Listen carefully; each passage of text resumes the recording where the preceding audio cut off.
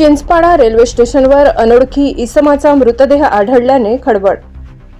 नवापूर तालुक्यातील चिंचपाडा रेल्वे स्टेशनवरील दादऱ्याच्या पायरीवर रात्री एक अनोळखी इसम वय अंदाजे 60 हा मयत अवस्थेत दिसून आल्याची माहिती स्टेशन मास्तर यांना मिळाली। घटनास्थळी पाहणी केली असता एक अनोळखी इसम चादरवर झोपलेला, अंगात सफेद बनियान, तपकिरी रंग शर्ट, काळ्या रंगाचा स्वेटर, राखाडी रंगाची पेंट घातलेला होता। सदर इसम आजारी असावा आणि रात्रीच्या थंडीत मयत झाल्याचा अंदाज रेल्वे पोलीस प्रशासनाने दिला।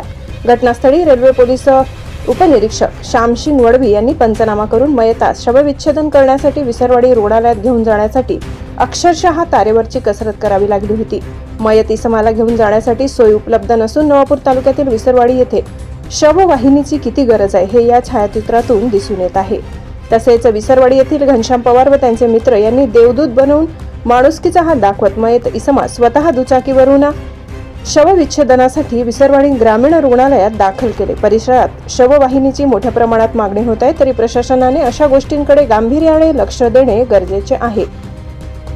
वरील मयत इसम बाबत कोणास काही माहिती असेल तर नंदुरबार रेल्वे पोलिसांशी संपर्क साधावा।